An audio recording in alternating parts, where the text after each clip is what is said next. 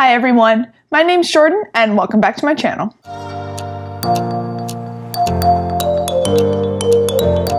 Today I'm going to do a review of Babel by R.F. Kuang. I believe this came out like 2 or 3 months ago, and I kept putting it off just because buddy reads and stuff were getting in the way. So I got COVID the week of Thanksgiving, so I was isolating in the bedroom so my husband didn't get it, and I read this in 2 days. I found it incredible. So I wanted to give some more detailed thoughts on this book so that you can know if you think it'll be a book for you. First up, the plot overview. So the plot starts out with this young boy in China whose entire family is dying of a sickness. And a British man comes and takes him back to Britain and raises him as his own and trains him to become a translator. And when he comes of age, this young boy is sent to Oxford to study as a translator at the Tower of Babel.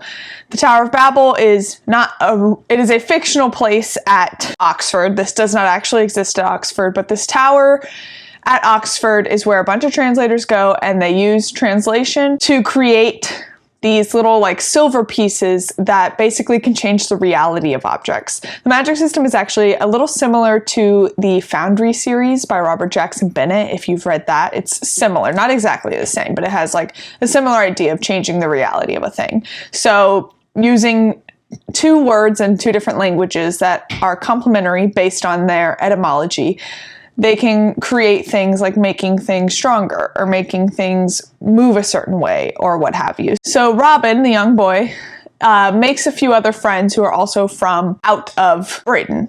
They've been taken in similar circumstances, and they are taught the same thing with their respective languages. So all of these linguists are forming together to create these silver bars for the British Empire. This is set in the 1800s during kind of like one of the heights of the British Empire and their colonization of basically the entire world.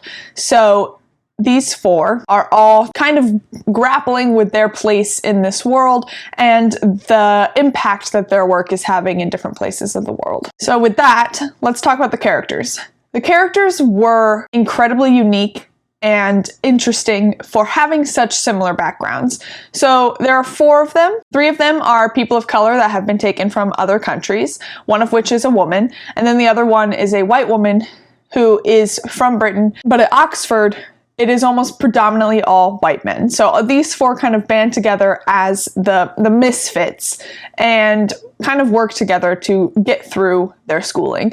And at first they're very enamored with everything around them, and they are engrossed in the world of academia. And they're kind of like slow progression into realizing that what they are doing may not be great for the world creates such an interesting character arc for each of the individual characters. And like I said, they all have kind of similar backgrounds. They've all been taken from elsewhere. Besides the one white woman, the rest have all been taken from elsewhere to be brought and become translators at Babel. So they all have this similar background, but as the story progresses, a lot of their reactions and a lot of their actions they take end up being pretty different from each other's. They all react to similar circumstances in different ways, which creates this like really lovely display of how differently humans react to different stimuli. Depending on who you are and your personality, you'll react to something a different way than somebody in a very similar circumstance, and it is very well shown here. I felt like their development was really interesting to watch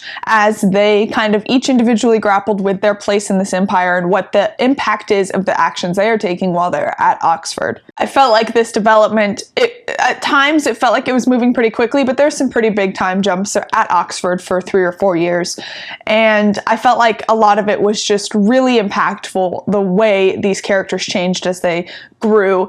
There's a point where they go on this trip, and just kind of the things they see kind of really open their eyes to what they are doing and what they are participating in this culture that has been developed. A lot of these characters have to struggle a lot with microaggressions and straight up aggression from their peers around them and even from their family and friends, and it's just really gut-wrenching, and it's like really hard to read at times just how these people are treated just for who they are, and a lot of times they're treated as like an exception to the rest of the people in their race or what have you. And it's just really hard to read at times, and it's really hard to see how these characters have to find ways to react to these situations, because a lot of times they just don't want to lose their place in society, but also they do feel like they are exceptional. They're all incredibly smart and they think they deserve their place. So overall, I found the characters all really compelling. They were really unique and I felt for them so deeply. There were points by the end of the book where I was just like gasping out loud. I was like shaking, crying. Like it was very emotional by the end of the book where these characters end up in each of their different arcs. So now onto the plot and pacing. The pacing at times, especially towards the beginning, was a little slow, but I think that was really necessary to the storytelling. There was never any point where I was bored. I was reading it through. I was never like, I want to put this down. This is kind of slow right now.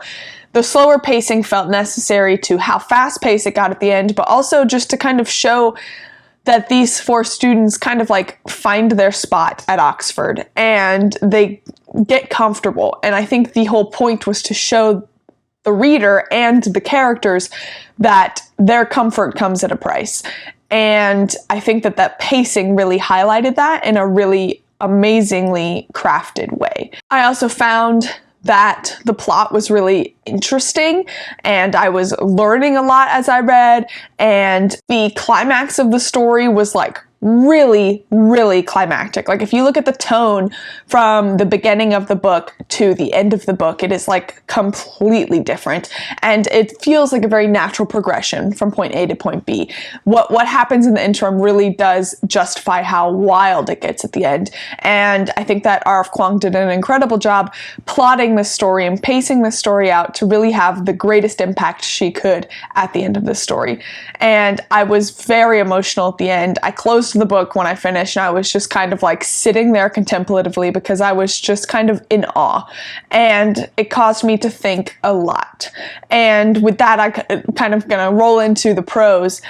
R.F. Kuang had some really, really impactful quotes. So much so that I started like tabbing along the way. I hardly ever tab books. When I'm reading on my Kindle, a lot of times I'll like highlight some quotes, but not a whole lot. But I went and like dug up some tabs out of my nightstand because some of these quotes were just so impactful. Most of them were about like colonialism and imperialism and their place in that. So for example, here's a line. This is not spoiling anything. Reality was, after all, just so malleable. Facts could be forgotten, truths suppressed, lives seen from only one angle were like a trick prism, if only one resolved never to look too closely. It's just lines like that were like so applicable to the story, but also applicable to like our real life, and really looks at how humanity struggles with these huge ideas of imperialism and colonialism. Like, how can one person fight back against a system that complex and that large? And so much of the story was these 4 trying to fight back against this world that is just trying to put them down, and how difficult that concept is, but also how hard it can be to even start doing it, because you get into a place where you feel comfortable enough. If you are comfortable, you can kind of ignore the things going on around you. And it's really highlighted in this book when these characters finally decide like, hey, that's enough, we are done ignoring. It's also kind of like disheartening how so much of it is still relevant. So like this line, he did not know that impressing a white man could be as dangerous as provoking one. Things like that, like things that just haven't changed. Maybe they've changed some, but they are still applicable to today when this is set in the 1800s. It's just kind of like disheartening in some ways, but also you can kind of see the progress that's been made, and it does show you that change can happen, and that's what this book is also trying to help show. Here's another dinger. A dream. This was an impossible dream, this fragile, lovely world in which, for the price of his convictions, he had been allowed to remain. Like, that just hits you. Like, he is in this world where he is experiencing such amazing things that he's really loving. He's created this found family for himself. He's learning so much. He loves academia, but at what cost? And that's like basically sums up this whole book, is these characters discovering how much is too much. How much can they enjoy life at the cost of others? And it's just so impactful throughout the entire book. The dialogue was also really great because each of these characters had a unique view on their position in the world, and them trying to explain that to others, especially to the one white woman that is in their group. The people of color trying to explain to her their experience just kind of shows how hard it can be when that person has not experienced it themselves. Like, you can explain it as much as you want, but they will never understand what that actually feels like. And you can kind of feel the futility these characters feel as they're trying to explain their role in this world. R.F. Kuang does a really great job of highlighting that in her dialogue. Now, I think the only kind of downside, I wouldn't say it's necessarily a downside, but if you're coming into this for the fantasy elements and for the magic system is kind of lacking. And I think it's because the magic system is more there for, like, it's there for what it represents. The whole concept of the magic system being using a translated word in one language and then another that have similar meanings, but their etymology is different in a way that creates this magic on these silver bars. It's kind of confusing, and it gets kind of analytical a few times in the book, but I think that it is perfect because it shows how this empire is using other nations. They're using them for their language because their language is not diverse enough. So they're using these other languages to create this magic that only they are using. It could save so many lives, but they are hoarding it and selling it at high costs. So the magic system, while a little confusing and kind of secondary to the story, is really more representative of how violent translation can be, and how violent colonialism can be, and capitalism and imperialism and all of these isms, how violent it can be, and such a simple thing as translating from one language to another. So if you were going into this book looking for a really well-crafted magic system and a fantasy story, it doesn't necessarily feel like that. It is a fantasy story, there is magic, but that is more secondary to the themes being presented. Overall, I found this book to be masterful. I loved every second of reading it. I read it so quickly because I just couldn't put it down. It was so impactful. I learned so much. I could see myself rereading this every few years just to, like, re-ingest what R.F. Kuang was showing. And I'm very glad I liked this because I was a little scared. I'd heard some mixed reviews, one, but I had also, when I read The Poppy War, I didn't love it. I thought it was good. I respected it a lot. I respected the historical ties, but I couldn't really connect with any of the main characters for the most part, and so I didn't love them. And so I was a little scared going into this one, but R.F. Kuang really pulled it out of the bag. I knew she could, because her writing in The Poppy War was phenomenal. I just didn't connect to the story well.